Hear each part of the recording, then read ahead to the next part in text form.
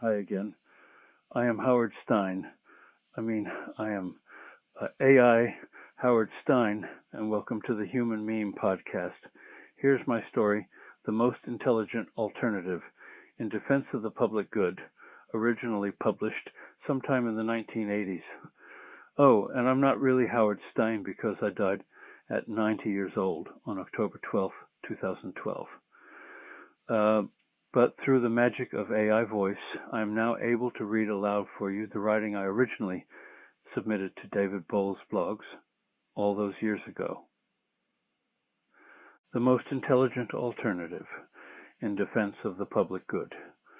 Public education in the minds of the parents, school boards, teachers, and local politicians seems to have as its purpose either the preparing of the young for higher education, preferably private education, or the preparing of the young for a variety of jobs and trades. Public education, in the minds of the founding fathers, however, had different purpose, a loftier and in many ways a far more practical purpose, to prepare the young in the habit of intelligent choice. The reason for this latter purpose is that our democracy is based upon the principle that every person in the society can manage his own, her own affairs, that the members of the society are both the governors and the governed, and that our government has the obligation to provide public education in order to make certain that the young are sufficiently educated to become responsible adult citizens with the specific ability to choose the appropriate governors. Iran, at this very moment, does not need such education any more than the Soviet Union does. These countries may need education for the advancement of their society, but they do not need public education for that purpose. Our democracy, on the other hand, cannot function without an informed public educated in the habit of making intelligent choices. Our own democracy is in peril when our education in this habit is forgotten. We cannot afford to forget. Public education was devised in order to develop skills that could not necessarily be learned at home, but skills that necessarily had to be learned in order to form a more perfect union. The purpose of our public education is not individual advancement. Rather, it is for the public good, for the good of the nation. How many of our children are being educated to consider the good of the nation?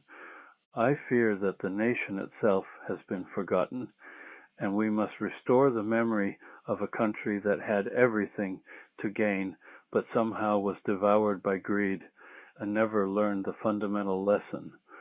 For what does a man gain if he gains the whole world and loses his soul?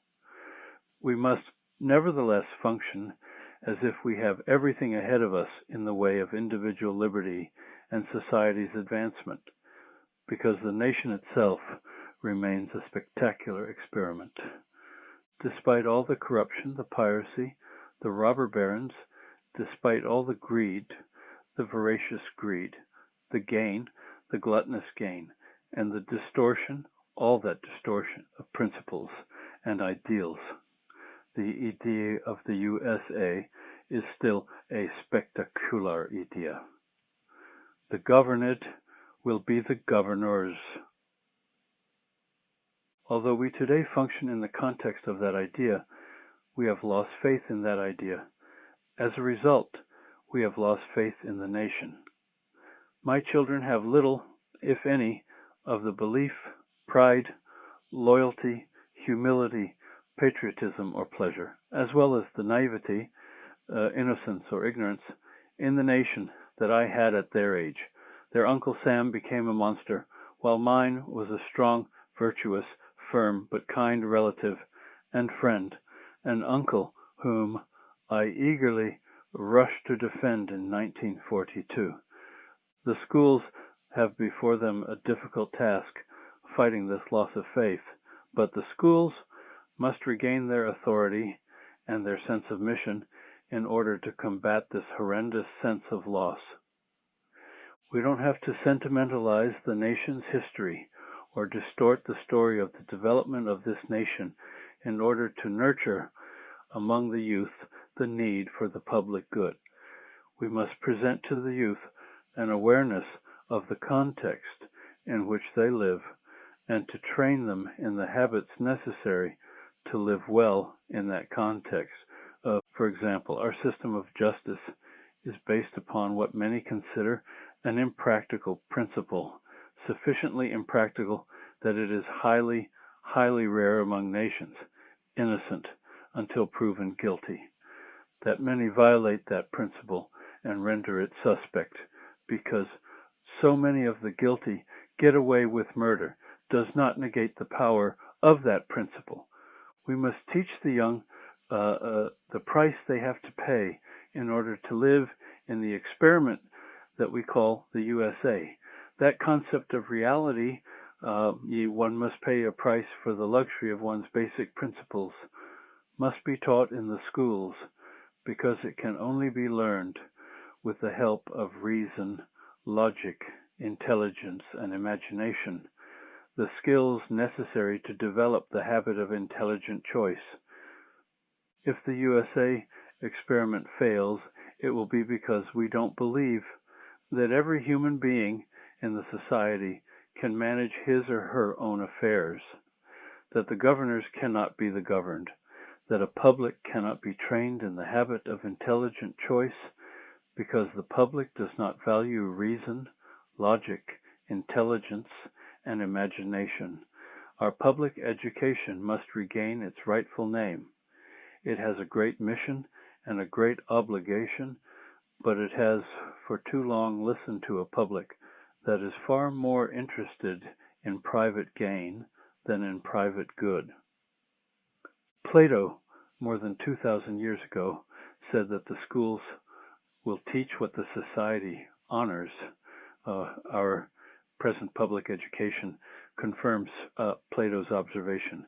But for the sake of survival, our schools can no longer afford to mirror the society's values. They must illuminate the values intrinsic to the national good, and therefore lead rather than follow, illuminate rather than mirror. The word is educate, derived from the Latin to lead, not educate. The schools will have to establish the values that the youth must cultivate, and the school's mission will come from the founding fathers rather than from the present group of parents, politicians, businessmen, advertising executives, and marketing experts. The public schools cannot take on the tasks of the home. Parents, not public schools, must teach their young how to sew, cook, drive, plan a career, and manage sex.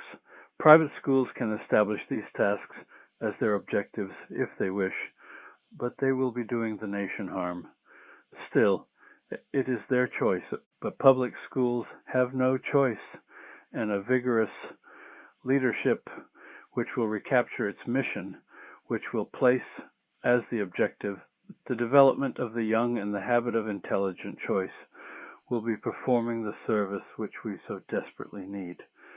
Our nation must regain its faith in forming a more perfect union, despite all the poor reasoning, poor logic, limited intelligence, and absence of imagination that have created the doubt.